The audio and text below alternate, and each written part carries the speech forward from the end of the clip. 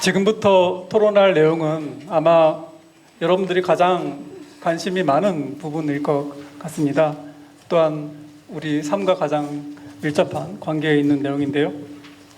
먼저 그 영상관법과 마음치유라는 내용으로 논평을 해주실 분은 권주희 교수님입니다. 부탁합니다. 네, 반갑습니다. 소개받은 권주희입니다. 저는 일단 제목이 지금 현상학적 연구는 아니고요. 3부 영상관법 적용 사례 연구에 대한 논평입니다. 저는 논평보다는 3부에 대한 내용을 요약하였습니다. 그래서 많이 사례에 대해서 궁금하실 텐데 요약한 내용들을 같이 읽어보겠습니다. 1, 2부에서는 영상관법의 불교학적 근거를 제시하며 심리학적 접근 방법을 이론화하였다면 3부는 실제 적용한 사례 연구를 바탕으로 영상관법의 효과성에 대해 검증하고 있습니다. 상담 현장에서 명상을 어떻게 활용하는지 매우 실질적인 부분을 다루고 있기 때문에 영상관법을 처음 접하시는 분들이나 명상심리 상담자들에게 유용한 지침이 되는 파트라고 보여집니다. 3부는 각각 8, 9, 10장으로 구성되어 있으며 상담 영역에서 가장 많이 다루어지는 스트레스, 우울, 불안을 주제로 영상관법으로 치유하는 과정을 보여줍니다. 먼저 각 장에 대한 대략적인 소개를 하고자 합니다. 가장 먼저 8장은 MFCT의 매뉴얼을 제시하고 이론적 기반과 효과성에 대해 설명하고 있습니다. MFCT는 메디테이션 베이스드 필링 코칭 티처라는 약자로 영상관법에 기반한 감정 케어 프로그램으로 알아차림을 위한 염지감 명상과 갈등 해결을 위한 자비소통의 두 축으로 구성되어 있습니다. 특히 MFCT의 자비소통은 네프의 MSC와는 차별성 있게 자기감정 표현, 자기공감, 타인공감인 사회적 소통을 위한 문제 해결을 강조한 것이 특징적입니다. MFCT의 염지감 명상의 효능은 스트레스 감정 반응인 경직, 도망, 투쟁형을 분류하여 적용한 결과 감정을 조절하고 문제 상황에 대한 정확한 이해를 가능하게 하며 자비소통은 회피된 내적 감정을 포착하고 타인의 입장의 이해를 통한 감정 해소 등 현실 속의 대안을 찾는 데 유용했음을 밝히고 있습니다. 저 또한 MFCT를 적용하여 상담한 경험을 공유해보고자 합니다. 내담자 이전의 방식은 자신을 책망하기 바쁠 뿐 정작 자신에게 따뜻한 말 한마디 건네는 게 쉽지 않습니다. 하지만 명상 작업 이후에 진행되는 진정 어린 자기 공감은 경직되고 회피하고 싸우고 싶었던 마음들을 녹이며 자연스럽게 타인을 이해하는 마음으로 확장되곤 합니다. 그러면 기존 행동과는 다른 새로운 문제 해결력을 발휘하는 내담자를 보면 자비소통의 힘이 새삼 놀라게 되는 경우를 떠올려 보게 됩니다. 이는 영상관법을 통한 명상 작업이 선행된 결과라 생각되어집니다.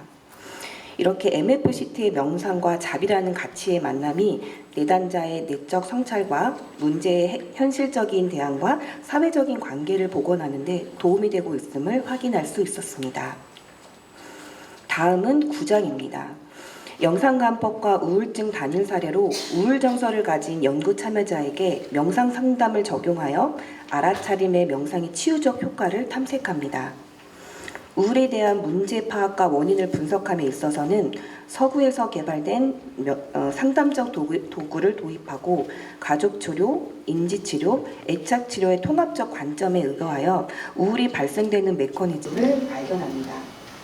이후에 문제의 변화 개입은 의도적인 상담적 개입을 최소화한 채 영상 상담의 핵심 치유 기제라고 할 수 있는 호흡 명상, 느낌 명상, 영상관법을 통해 유기적인 체제로 진행함으로써 명상의 어떠한 요소가 치유적 효과를 가져오는지 밝히고 있습니다.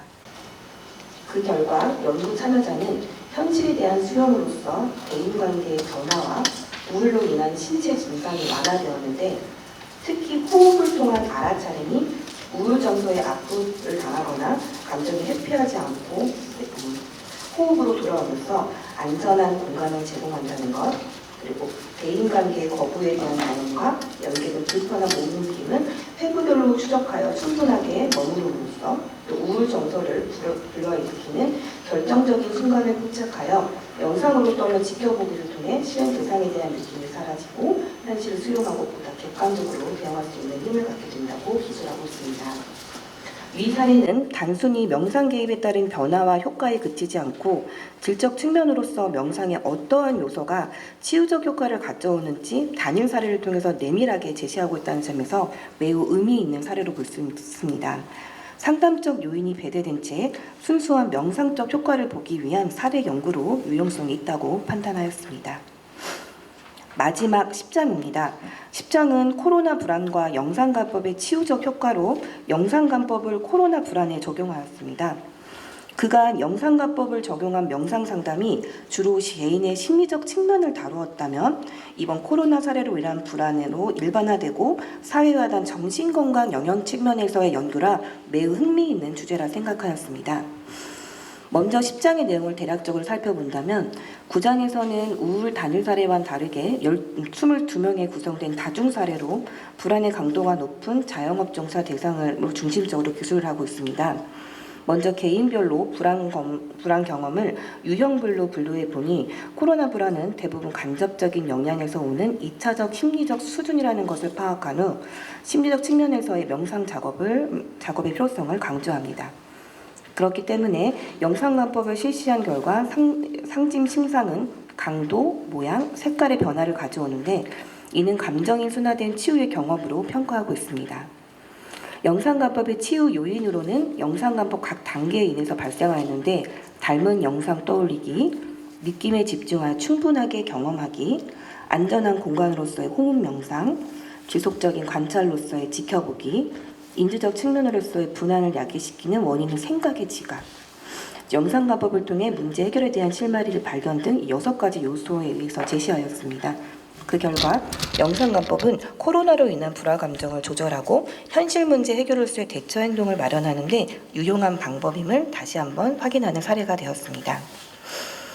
이상으로 저는 책에 대한 논평의 입장보다는 영상간법의 적용 사례를 리뷰하며 점검하고자 하였습니다. 이렇게 영상간법에 대한 불교적 이해와 더불어 실제적인 운영과 사례를 분석을 통해 체계적으로 이해할 수 있게끔 도와주신 임경 스님께 깊은 존경과 감사의 마음을 전달합니다. 저는 마지막으로 앞으로의 과제를 영상간법의 확장성에 초점을 두고 질문하여 글을 마치고자 합니다. 첫 번째는 위에서도 언급하였다시피 그간 영상간법의 적용은 개인 상담을 통한 심리적 측면을 다루었다면 10장 코로나 불안이라는 사회적 측면의 정신건강 영역까지 다루었다고 볼 수 있는데요.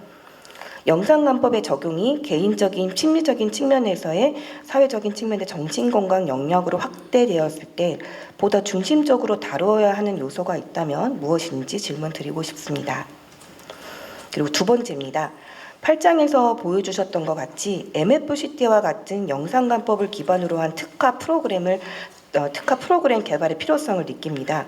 이번에는 감정적 문제의 치유를 다루셨다면 이후에 사고나 의지적 문제의 치유를 다루는 프로그램도 개발되었으면 좋겠다는 생각을 했습니다. 프로그램 개발이나 워크북 개발에 대한 스님의 생각을 여쭙고 싶습니다. 네, 저는 이상으로 마치겠습니다. 감사합니다. 네, 감사합니다. 권도희 선생님께서는 먼저 8장, 9장, 10장의 핵심을 요약해 주셨고요. 한눈에 알기 쉽게 정리해 주셨습니다. 감사합니다. 그리고 크게 두 가지 질문을 주셨는데 첫 번째는 코로나19로 인해 발생한 사회적 불안을 다루는 것과 개인의 심리적 문제를 다루는 것에는 어떤 차이가 있는가, 그리고 특색은 무엇인가에 대한 것입니다.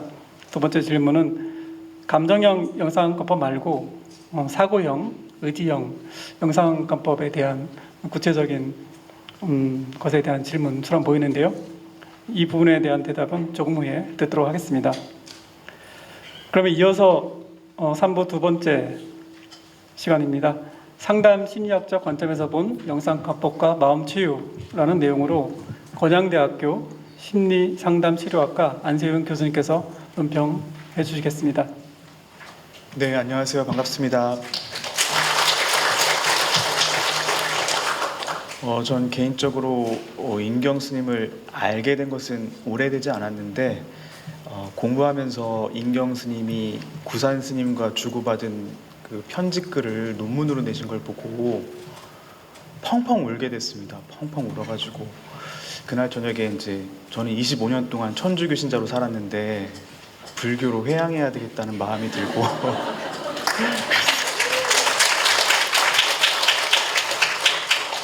그래서 여러 가지 만감이 교차하는 가운데 이 자리에 앉게 돼서 너무 감사하고 뜻깊은 생각이 듭니다. 그리고 공부하면서 인경 스님의 그 염지관 명상 등 영상관법을 현장에 적용하는 일을 하려고 애를 썼는데 이번 1학기에 학부 수업으로 명상과 자기돌봄이라는 과목을 개설하게 됐어요. 그런 과목을 개설하면서 40명의 학생들을 데리고 수업을 진행했는데 염지관 명상과 MBCT를 같이 활용해가지고 수업을 진행했습니다. 그래서 40명의 학생들이 매주 보고하고 기말까지 보고한 내용들을 토대로 보면은 인경 스님의 그 이론적인 배경들이 현장에 관통하는구나라는 것을 확실하게 느꼈고, 제가 상담 심리를 공부한 지 25년이 됐는데 그 25년의 기간 동안에 경험하지 못한 아주 짧지만 강하고 지속 가능한 변화들을 내담자 개인이 가져가는 것들을 보고 상담에서 필요한 것이 이런 영역들이었구나, 또는 사실은 그 명상이라는 것이 그 모든 것을 이미 포괄하고 있었구나 하는 생각들을 하게 됐습니다. 그래서 오늘은 상담 심리학적 관점에서 이 영상관법과 마음치유를 바라본 내용들의 단편을 간략하게 정리해서 제시해 드리는 걸로 토론을 하고자 합니다. 자, 인경 스님의 영상관법과 마음치유는 불교 명상과 심리치료를 통합한 체계적인 명상 상담의 정수라고 생각합니다. 특히 영상관법은 현실을 반영한 미해결된 과제와 관련한 영상 이미지를 의도적 혹은 자발적으로 눈앞에 떠올려 관찰하고 통찰하는 명상 방법으로, 첫째, 문제가 되는 핵심된 영상을 떠올리는 것과 둘째, 떠올린 것들을 거리를 두고 관찰하는 것을 포함합니다. 이때 영상이라는 것이 마음에 기억된 혹은 반영된 표상 또는 감각적 이미지나 상징적 심상을 뜻한다고 하는데, 이 영상이라는 이 용어가 가지고 있는 내용들을 먼저 보려고 합니다. 첫 번째, 문제가 되는 핵심된 영상을 떠올리는 것과 관련해서는 심리학적 관점에서 살펴보면은 초기 유아기 때 생후 100일 전후를 한번 생각해 보시면은 타인과의 반복된 상호작용을 통해서 엄마가 아이가 태어나면 우르깍꿍 안녕, 너 어디서 왔니, 예뻐라, 이렇게 하는 반복된 상호작용을 통해서 우리는 암묵적 지식을 만들어 갑니다. 이 암묵적 지식은 언어 이전의 상호작용을 통해서 발생하고, 이 암묵적 지식의 축적으로 표상이라는 것이 만들어지고, 그 표상은 우리가 알고 있는 명시적 지식, 즉 언어가 됩니다. 그 언어들이 모여서 자기 지식이 되고, 자기 지식이 모이면 자기 개념이 되고, 자기 개념이 모이면 자기 정체감이 됩니다. 그래서 우리가 겪고 있는 많은 문제 중에 말로 표현할 수 없다라고 하는 말들은 사실은 언어 이전의 경험이 지속적으로 나한테 끼친 영향들 때문에 그렇습니다. 그래서 인경 스님이 말씀하시는 그 영상관법에서의 영상은 물론 불교에서의 여러 이론들을 통해서도 이미 증명된 바이지만, 상담심리학에서도 이런 암묵적 정서 지식의 축적으로 만들어진 상호작용 방식의 표상들이 현재 내담자와의 관계 속에서 드러내는 것이다 라고 할 수 있을 것 같습니다.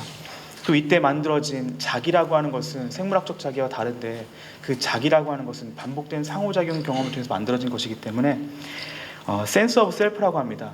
피부 접촉과 경험을 통해서 만들어진 것이기 때문에 이런 타인과의 반복된 상호작용, 심리적으로 투사와 내사 과정을 거치면서 하는 작용들은 경험적 자기로서 자기를 출현하게 만들고, 이는 언어 이전의 경험들을 원형으로 합니다. 그리고 언어를 사용하기 시작하면서부터 내 내면 세계는 외부 현실을 대체하게 됩니다.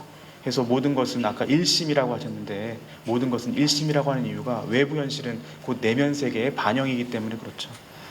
그래서 이 과정을 심리학에서는 유아의 심리적 탄생이라고 마가렛 말러는 지칭하고 있습니다. 즉 생물학적 탄생과 달리 자기라고 하는 존재감을 형성하는 과정들이 생후 100일에서 1년 동안 일어나는 심리적 과정이기 때문입니다. 또한 인경스님이 이러한 영상은 우리 마음의 알라야식이 경험 정보, 영상을 유실하지 않고 모두 다 소유하고 저장하고 있다고 설명하셨듯이 심리학적 측면에서 장기 기억은 한번 뇌에 저장된 기억은 인출 안 될 뿐이지 사라지지 않죠. 그래서 이것은 프로이트가 이야기한 무의식, 전의식, 의식에 이미 머물러 있는 것들이기 때문에 이와 상통한다라고 볼 수 있고요. 이러한 차원에서 영상관법의 대상이 되는 영상 이미지는 매우 유용한 자기 탐색의 도구이자 심리치료적 개입 방법으로는 의미 있는 접근이라고 생각됩니다. 즉 영상 이미지의 체험적 통찰을 중시하고 언어적 판단, 사유는 보조적으로 사용한다는 측면에서 영상관법의 치료적 개입 전략은 아주 효과적인 것이다라고 생각됩니다. 감정은 생각으로 통제할 수 없습니다. 아까 말씀하신 것처럼.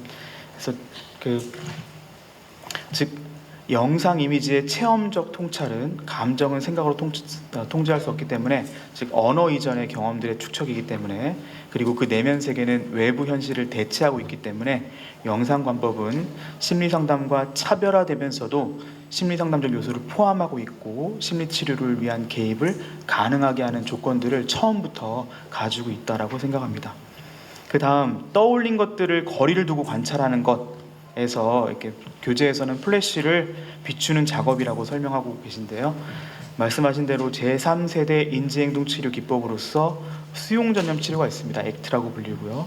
그 다음에 마음챙김에 근거한 인지치료라고 MBCT가 있는데, 이러한 액트와 MBCT적 관점에서 비교하면은 액트는 자신을 수용하고 탈융합함으로써, 즉 자신과 거리두기를 함으로써 자신을 객관적으로 관찰할 수 있고 그럼으로써 자신을 수용하도록 돕고, MBCT에서는 마인드풀니스 베이스드 커그니티브 테라피에서 마음 챙김 기반으로 하는 임경수님께서 말씀하신 그런 조건들과 동일한 내용들입니다. 그래서 그 MBCT에서는 회피와 접근 시스템으로 설명하는데, 회피하기보다는 접근하고 관찰하는 방식으로 자기를 대하는 이야기를 하고 있는데, 그러한 것들을 통해서 영상관법에 떠올린 것들을 거리를 두고 관찰하는 것은 액트에서 이야기하는 탈융합과 MBCT에서 문제에 대한 접근 방식을 포함하는 것으로 자신을 객관화하고 자신의 어려움을 수용 또는 직면해보는 과정을 포함하고 있다고 생각합니다. 이러한 부분에서 책의 내용 중 영상관법의 치유 전략으로 인지치료적 관점과 비교 설명한 부분에서 임경스님의 다학제 간의 이해의 깊이와 통찰을 통해 영상관법이 만들어졌음을 확인할 수 있었습니다.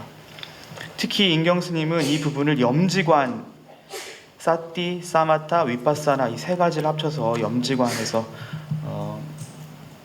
설명하고 계신데, 특정 대상을 포착하여 알아차림하고 그것에 집중해서 머물고 그것의 생멸을 관찰하는 전체의 시스템으로서 이 과정을 중시하시는데, 이 부분에서 많이 관여하는 것이 제가 토론문에서 썼는데 아까 말씀하셨더라고요. 시지각인데, 시지각, 영상을 포착하는 것을 시지각이 후두엽에서 처리되면서 뇌 전체가 사용되면서 뇌 시냅스 재구조화가 이루어지면서 시냅스 재구조화를 통해서 시냅스가 재활성화되는 과정들이 인지치료에서, 특히 뇌과학에서 효과적으로 증명되고 있는데, 말씀하신 인지치료적 관점에서 또는 뇌과학적 관점에서 치료의 효과들을 확인할 수 있었습니다. 그래서 이러한 것들은 교재 515페이지에 나와 있는 것처럼 그런 방식들을 확인할 수 있었고요. 35페이지 두 번째 문단으로 넘어가서 보시면, 필자는 임경스님께서 영상관법이 명상수행과 함께 마음치유에 활용할 때 구체적인 명상 기술로 염지관 명상을 결합해서 사용한다고 말씀하신 이유가 이러한 실제적인 내용들의 변화, 뇌의 질적 변화들을 같이 가져갈 수 있음을 설명하고 있는 것이라고 생각합니다. 또한 임경스님은 사성제를 활용한 마음치유 프로그램으로서 영상관법 프로그램이라고 하는 것을 RIMP라고 해서 칭하시면서 영상관법의 적용을 설명하고 있습니다. 즉 고진멸도 명상으로 명상의 경험, 고통의 경험과 고통의 원인, 고통의 소멸, 고통을 소멸하는 방법 등을 각각 설명하셨는데, 이 부분은 다시 제가 말씀드리지 않고도 이렇게 간결하고 명료하게 설명할 수 있는 상담 과정과 방법이 있을까라는 생각이 들 정도로 이 자체가 상담의 과정이자 방법론으로서 아주 구체적으로 다루고 있다는 점에서, 특히 멸하는 장면에서 그 멸이 어떻게 진행되는지를 구체적으로 설명하시고 있고, 현장에서도 그 멸하는 과정들에서 내담자가 10회기, 20회기한 상담과 더불어서 몇 번 만에 영상관법을 통해서도 변화되어 가게 되고, 문제가 어려움으로 바뀌고 그 어려움이 내가 다룰 수 있는 작은 일로 바뀌는 과정들을 경험하고 있는 것 같습니다. 그래서 저한테 주어진 내용들은 사실은 사례에 대한 내용이었는데, 그 다음 보시면 영상관법을 스트레스, 우울, 코로나 불안을 적용한 사례들을 통해서 영상관법의 이론적, 실제적 효용성을 확인할 수 있었습니다. 먼저 스트레스와 영상관법에서는 명상에 기반한 감정 코칭 전문가 훈련 프로그램을 개발하여 적용한 사례인데, 전에 토론자로 해주신 분께서 자세하게 설명해 주셨는데, 저도 마찬가지로 이러한 영상관법의 과정이자 방법론이 스트레스, 도망가거나 싸우거나 프리징 되거나 이 세 가지의 방법밖에 없었는데, 다양한 방편들을 영상관법을 통해서 방편들을 마련할 수 있다는 점에서 동의합니다. 35페이지 마지막 문단에 영상관법과 우울증에서는 영상관법이 우울이라고 하는 정서적 어려움을 갖고 있는 연구 참가자를 대상으로 사례 연구를 했습니다. 그래서 영상관법은 기본적으로 감정, 즉 언어 이전의 상호작용으로부터 만들어진 조건들을 다루는데 더 특화됐다고 생각됩니다. 그런 측면에서 이 우울이라고 하는, 불안이라고 하는 감정적인 이슈, 즉 우리가 보편적으로 이야기하는 심리적 불편감들을 다루는데 아주 기본적으로 체계적으로 접근할 수 있는 방법론이라고 생각되고, 36페이지 첫 번째 줄에 특히 액트, MBSR, MBCT 라고 하는 이러한 것들과의 차이점과 공통점을 통해서 영상관법이 가지고 있는 고유성을 확인할 수 있는 내용이기 때문에 상담심리나 명상을 공부하시는 분들이 참고하시면 유용하겠다는 생각이 들었습니다. 36페이지 두 번째 문단으로 마지막으로 코로나 불안과 영상관법의 치유적 효과를 제시한 사례에서 영상관법 프로그램을 불안을 경험하고 있는 22명의 연구 참가자들을 대상으로 했습니다. 그래서 이것들은 사실은 영상관법이 하나의 명상적 방법론뿐만 아니라 하나의 플랫폼으로서 다른 여러 가지 조건을 가진 사람들을 대상으로 플랫폼으로서 작용할 수 있는, 즉 이론 체계가 튼튼하기 때문에 그 이론의 확장까지 가능하다는 것들을 대변하고 있는 것 같습니다. 그래서 이와 같이 세 가지 영역에서의 다른 사례들을 통해서 영상관법이 실제를 관통하는 이론적 기반을 갖추고 있음을, 그래서 전에 발표하신 분께서 이제 영상관법은 이제 실제 산에서 나와서 현실로 돌아가신 그런 내용이라고 하셨는데, 위와 같은 영상관법의 내용과 실제 적용 사례를 공부하면서 상담 이론에서는 특히 긍정심리학 이후 인간을 바라보는 관점이 달라지면서 더 이상 의학 모델 적용보다는 한 인간을 온전하게 바라보는 관점이 있는데, 그 포괄적인 질문으로 인경 스님께서 어떠한 인간관을 가지고 계신지에 대해서 질문드리고 싶었습니다. 또 솔직히 본 논평을 준비하면서 인경 스님이 불교를 기반으로 한 심리학, 뇌인지과학, 생리학 등 참조하지 않은 영역이 거의 없음을 알게 되었고, 이에 본 논평은 인경 스님의 영상관법과 마음치유 체계, 독서 감상문 수준에도 못 미침을 고백하고, 인경 스님께서 명상은 위로는 깨달음을 구하는 상구보리를, 상담은 아래로 중생을 교화하는 하와 중생을 의미한다고 하셨습니다. 이 영상관법을 통해서 누구보다도 제 자신을 돌보고 이해할 수 있는 소중한 방편을 배울 수 있게 되었습니다. 인경 스님 감사합니다.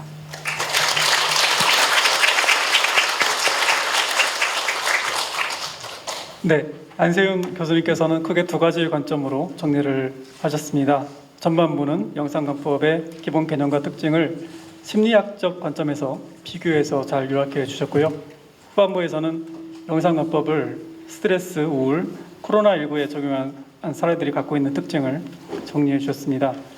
교수님의 질문 하나인데요. 영상관법에서 바라보는 인간관에 대한 것입니다. 이 질문에 대한 대답은 조금 후에 듣도록 하겠습니다. 그러면 제 3부 세 번째 마지막 논평인데요. 여러분 지금 어떠세요?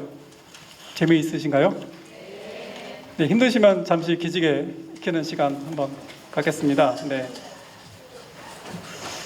제가 갑자기 엉뚱한 생각이 들었는데 5시 정도 되면 우리 다크서클이 내려오잖아요. 이럴 때는 영상관법으로 어떻게 할 수 없을까? 네. 자, 그러면 세 번째 마지막 논평입니다. 네, 논평이라고 했지만 사실 리뷰와 논평이 같이 있는 것 같아요. 네, 전반적으로는. 자, 이영순 마인드힐링 명상심리상담센터 원장입니다. 네, 큰 박수 부탁드립니다.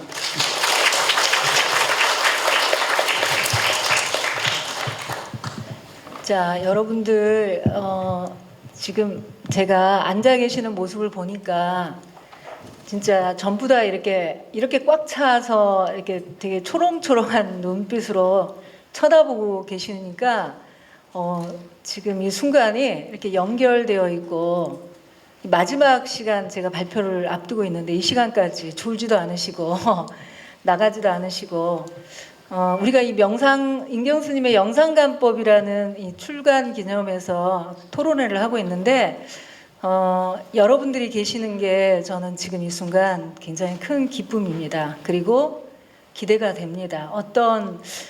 여러분들의 마음속에 오늘 나가실 때 어떤 것들이 남으실지, 그리고 저는 또 이 자리에서 어떤 마음을 갖고 있는지 이렇게 살펴보는데 지금 기분이 어떠신가요? 저는 되게 설레고 기대되고 근데 살짝 오랜만에 떨림을 느낍니다.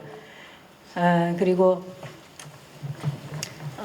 여러분들이 이 시간에 마지막까지 이제 스님의 폐사까지 이렇게 남으셔서 좀 오늘 이 시간이 본인 인생의 한 장의 의미 있는 시간이 되셨으면 참 좋겠다 이런 말씀을 드립니다.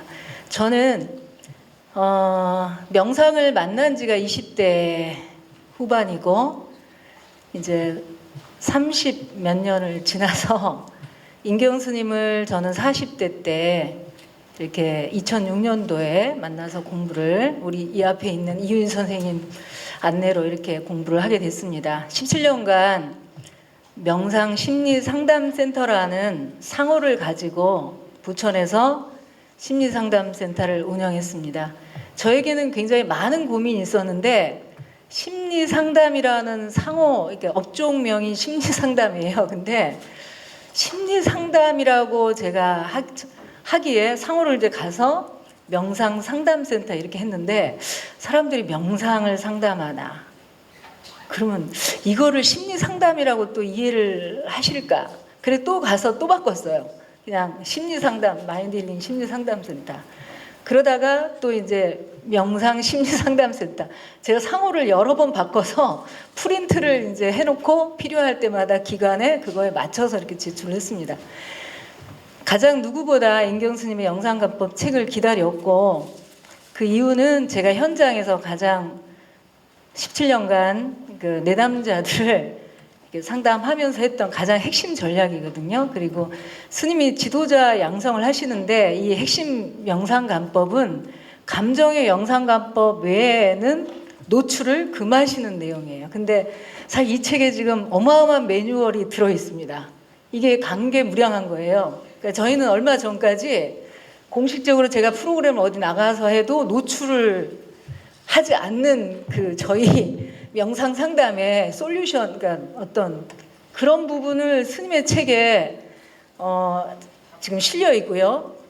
그리고 이론적인 부분에서 너무나 이제 동서양의 학문을 회통하셔서 실어놨기 때문에 저로서는 이 책을 보면서 너무나 많은 벅차고 그리고 제 인생의 전체적인 거를 한번 이렇게 훑어보는 시간이 오늘 이 시간이 된 것 같아요. 그리고 권주희 우리 교수님께서 그 뒷부분까지 이제 정리를 어느 정도 해주셔서 제가 해야 될 얘기는 오늘 여기 계신 분들이 명상에 관심 있으시고 또는 마음 치유에 관심 있는 분들이 오셨길래 저하고 이렇게 접점해서 말씀을 조금 드리고 제 간단한 이제 글을 나누는 것이 제가 오늘 이 자리에 스님이 저를 좀 이렇게 불러주신 이유가 아닐까 생각이 듭니다. 저는 대학 시절에 학생운동을 하다가 퇴학을 당하고 굉장히 힘든 그런 인생의 이제 기로에서 육체적인 정신적인 고통을 해결하기 위해서 요가를 만나러 갔습니다. 요가를 하면서 쉼이라는 걸 알게 됐어요. 늘 무언가를 해야 되고 올바르게 살아야 되고 이런 힘든 거에서 요가를 하면서 명상이라는 걸 이제 만나면서 불교 공부를 하게 됐고 선을 공부를 했습니다.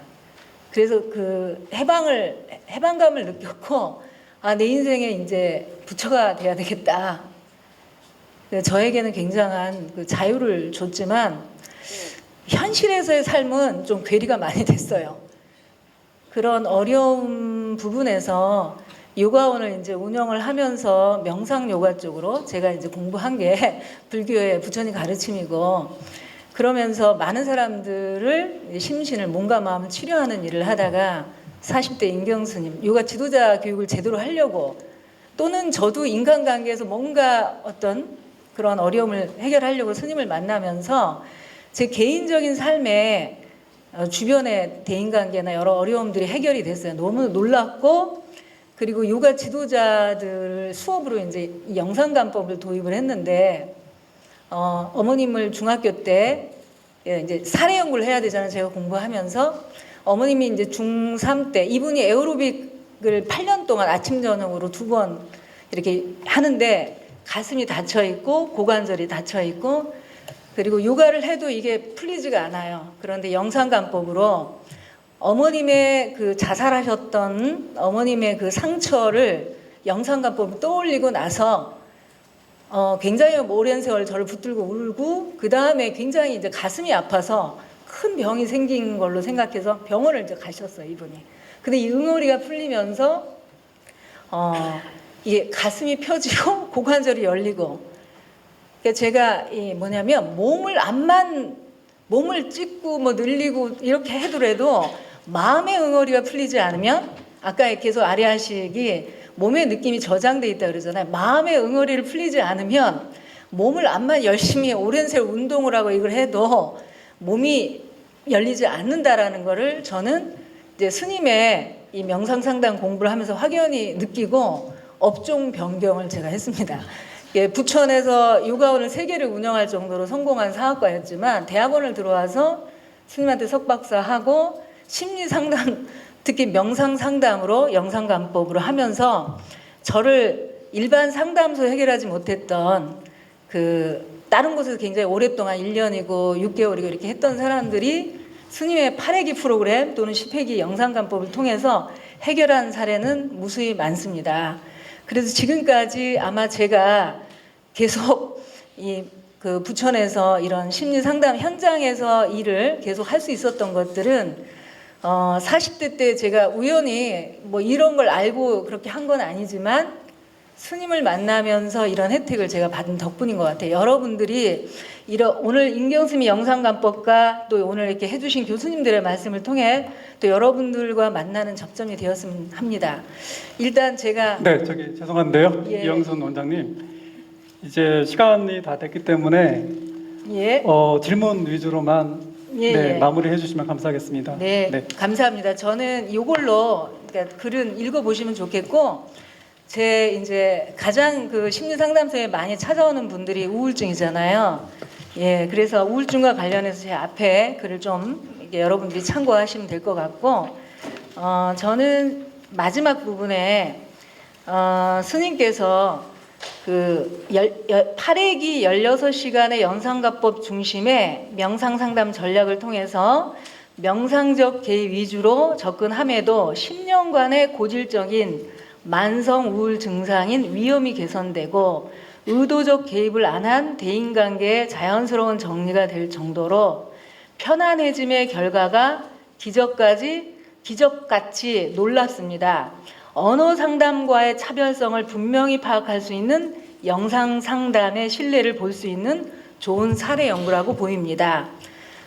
스님이 이제 661쪽에 보기가 힘들어요라고 내담자가 자기가 직면을 하기 힘들다라고 이렇게 얘기를 했을 때 그 스님께서 그래도 봐요 이런 대목이 있는데 치료자의 적극적 개입 또는 내담자의 치료자에 대한 신뢰로 인해서 회피해서 직면하는 그 장면이 매우 인상적이었습니다.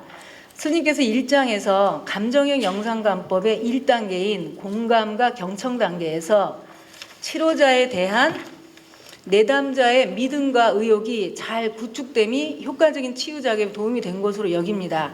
그렇지만 보기 힘들다고 할 때 공감 수용보다는 적극적으로 명상하기를 권한 이때의 스님의 어떤 입장이나 그 당시에 그 상황이 어떤 건지 그 부분은 좀 궁금합니다. 네, 마치겠습니다. 감사합니다. 네, 감사합니다. 큰 박수 부탁드립니다. 네. 굉장히 하고 싶은 말이 많은데 제가 중간에 끊어서 굉장히 죄송하고요. 네, 하지만 아까 제가 말씀드렸다시피 생사대사도 중요한데 식사대사도 중요하기 때문에 네, 그리고 이제 스님께서 대답을 해주실 텐데요. 스님 이제 지금 토론이 끝난 다음에 종합평가와 질의응답 시간이 있습니다. 이 시간을 원래 30분 잡았는데 스님께서 식사 대사를 생각하시면서 네, 적당하게 네, 잘 마무리해 주시면 감사하겠습니다. 네, 스님께 마이크를 넘기겠습니다. 예, 감사합니다. 그리고 진행사회뿐만 아니라 토론사회 끝까지 잘해주신 우리 오영석 교수님한테도 감사합니다. 여기 거꾸로 할게요. 거기 영상관법으로 분열증 환자는 분열은요, 이렇게 요새는 조현병이라고 그러죠. 망상, 환상을 봐요. 근데 이렇게 투척물이 막 날라오는 거예요. 어릴 때부터 왕따 당하고 폭행 당해가지고 그러한 경험들이 막 유리 조각도 날라오고 벽돌도 자기한테 날라오는 그런 환상을 가졌어요. 근데 언제 오니? 그게 언제 날라오니? 그랬더니 밤을 잘 때 날라온대요. 그러니까 잠을 못 자죠. 그래서 언제부터 그랬는데 자기가 어릴 때부터 그랬는데 그러면은 영상관법으로 이거 어떻게 치료하죠? 제가 치료한 것은 그 날라오는 것을 바라보라. 도망가지 말고 거기에 직면해라. 그리고 머리를 만져보라. 그게 날라왔다면 너 3살부터 날라왔대요. 3살부터. 3살부터 날라왔으면 너가 지금 죽었을 거 아닌가. 머리를 만져보면서 그 날라오는 그 망상, 환상이죠. 그 환상은 수많은 자기를 공격한 수많은 것들의 상징인 거죠. 상징 이미지, 상징 표상인 거. 그게 날라오면 그걸 바라봐라. To see, 바라보라. 그랬더니 그 친구가 머리를 만지면서 그 날라오는 그걸 봤어요. 그리고 그 환상에서 자유로워졌어요. 그리고 아까 사이코패스가 아닐까 할 때도 그걸 우리는 결정적 장면이라고 그러거든요. 사진 한 장. 결정적 장면을 눈앞에 떠올리고 그걸 보아라. 무엇과 함께 숨 들어 마시면서 보고 숨 내쉬면서 보라. 이때 호흡이 이 사람을 견디게 하거든요. 봐라. 그랬더니 왜 저 사람만 있지? 오늘 학교 뭐 했다고? 아직 안 했네. 이렇게 바뀌잖아요. 그와 마찬가지로 여기 우울증은 할머니하고 같이 살았는데 숙모가 같이 살게 되면서 그 가족 내 삼각관계, 보호의 가족 치료에서는 삼각관계를 찾아내는 게 핵심이잖아요. 그래서 숙모하고 나하고 할머니한테 할머니하고 애착관계예요. 나는 어릴 때 엄마 아빠가 나를 고아원에 맡겼고 그리고 나중에 엄마가 할머니하고 같이 살게 돼서 가까운데 숙모가 끼어들면서 삼각관계가 형성됐어요. 그래서 숙모도 보기 싫고 할머니도 막 나한테 화를 내고 그러니까 굉장히 내가 위협에 빠지고 불안해지죠. 영상관법으로 어떻게 해요? 그 불안, 여기는 우울이죠. 우울을 불러일으키는 그 장면을 눈으로 보세요. 바라보세요. 그렇게 돼 있어요. 보기 힘들어요. 보라고 했더니 보기가 힘들대요. 그래서 여기 그렇게 661페이지에 나와 있어요. 한번 볼래요? 661페이지.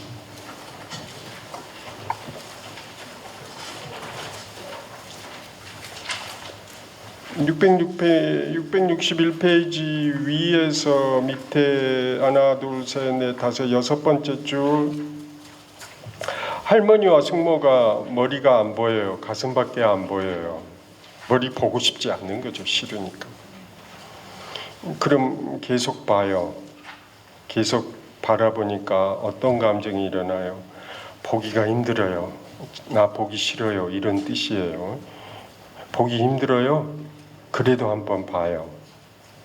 여기서요, 상담자로서 중요한 게 목소리 턴이에요. 여기서 그래도 한번 봐요.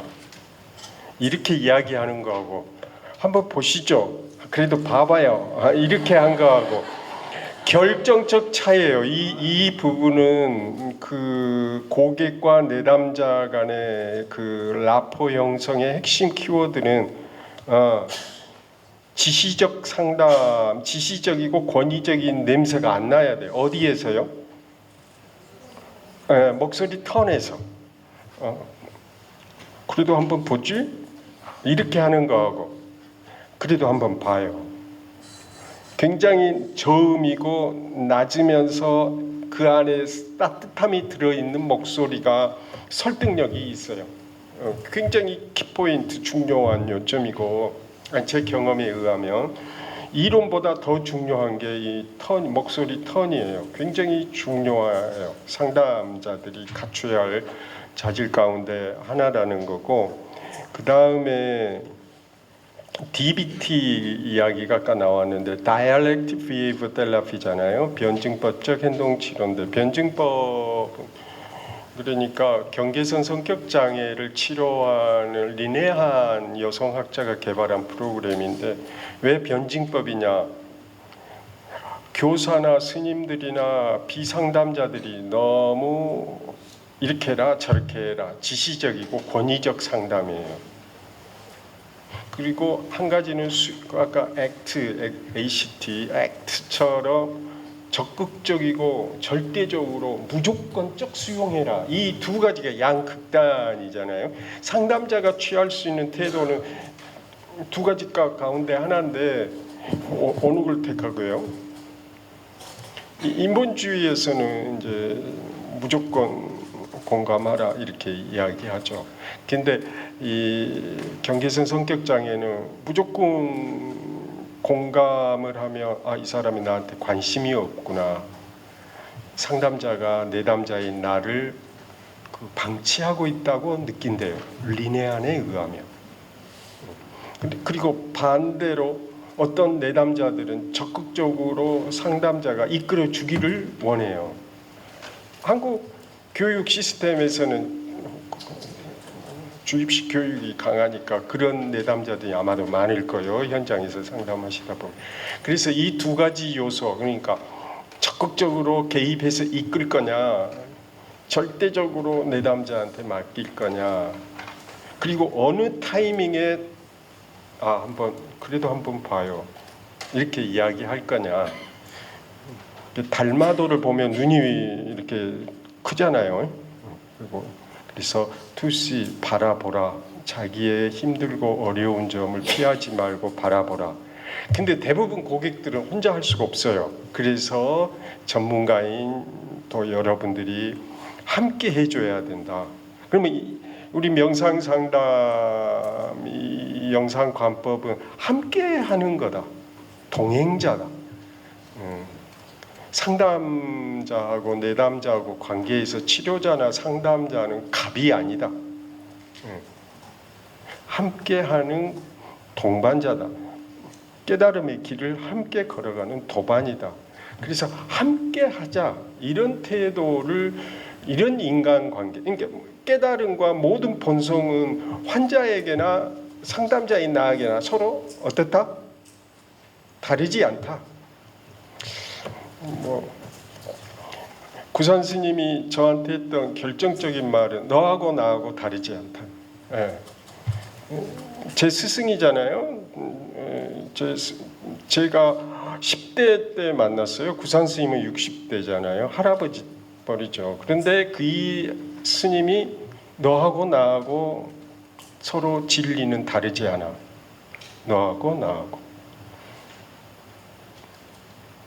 상담자하고 내담자하고 서로 너하고 나하고 근본적으로 다른 게 없어. 그리고 나는 너를 방해하지 않고 너 또한 나를 장애하지 않아. 이 말이 엄청난 말이에요. 예. 그래서 모든 인간관계는 이걸로 결정이 나요. 너하고 나하고는 서로 다르지 않아. 나는 너를 방해하지 않을 거야.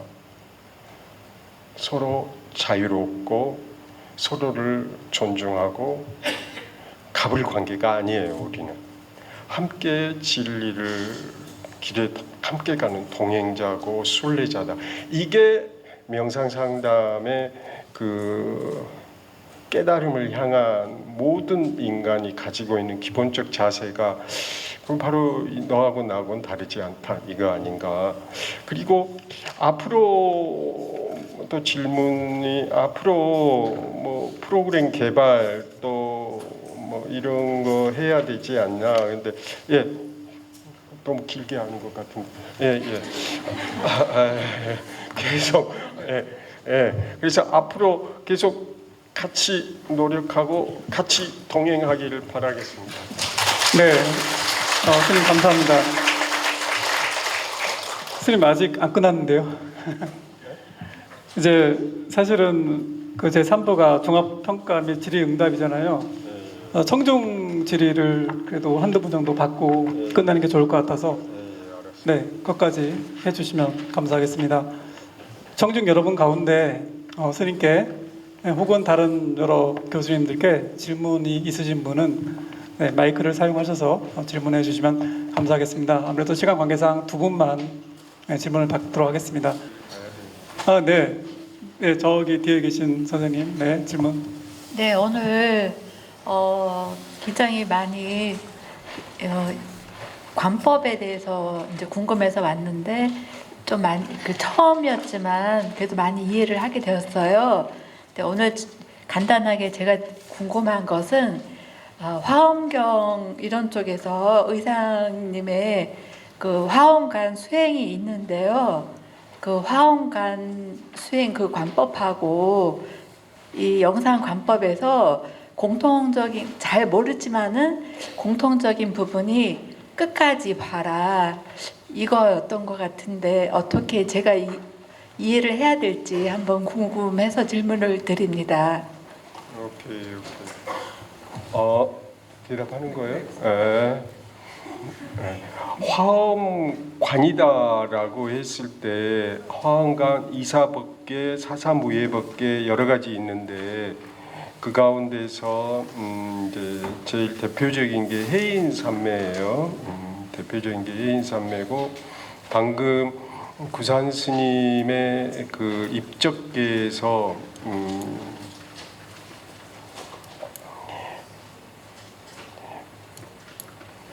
생도 공하고 태어남도 공하고 우리가 죽는 것도 또한 공하니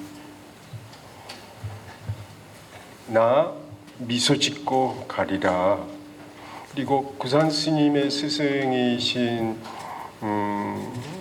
스님이 효봉 큰 스님은 나 오늘 갈란다. 오늘 일을 묻거든 일천강에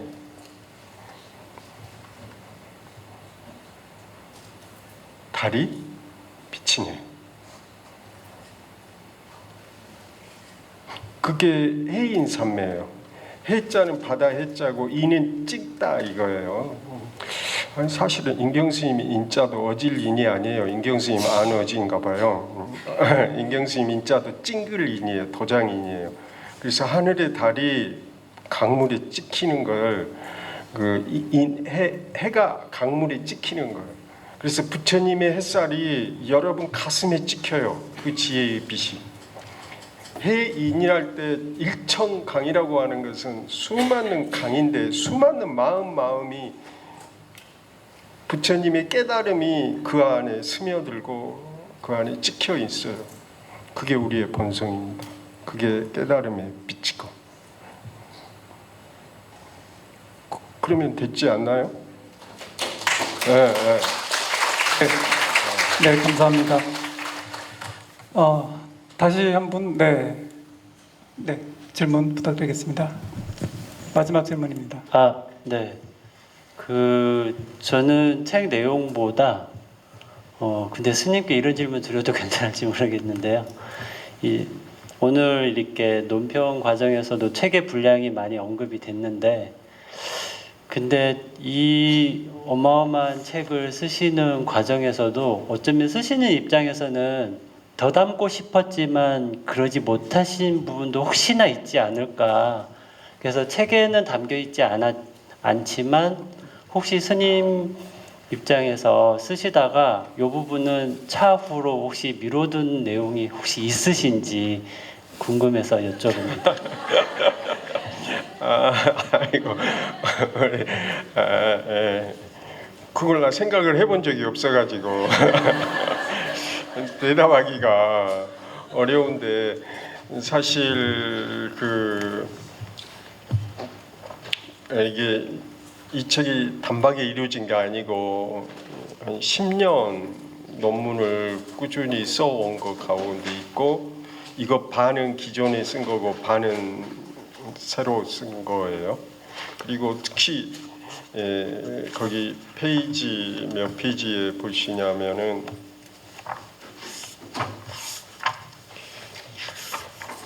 거기 29페이지에 보시면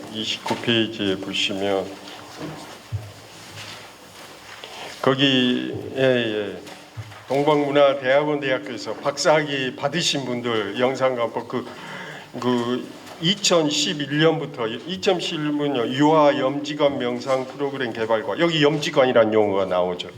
이때부터 염지관이 시작이 돼가지고 2011년 정서지능에 미치는 효과, 여기서부터 쭉쭉 따라 나와요. 거기서 쭉 내려오시면 장금주, 이영순, 거의 두 번째, 세 번째가 이영순님 나오고, 쭉 따라 쭉 내려오면은 권주희님이 끝에서 다음 페이지 넷째 나오고, 김상희님이 안 계시나요? 김상희님? 가신 것 같은데. 김창중님이 1919년 김창중 대학생의 스트레스 관리를 위한 영상감법 경험 현상학적 연구. 오늘 현상학적 연구, 그래서 논평 현상학과 관련된 오늘 논평을 해 주신 거예요. 네, 그러면 이상으로 토론 3부 그리고 종합평가 및 질의응답을 모두 마치겠습니다.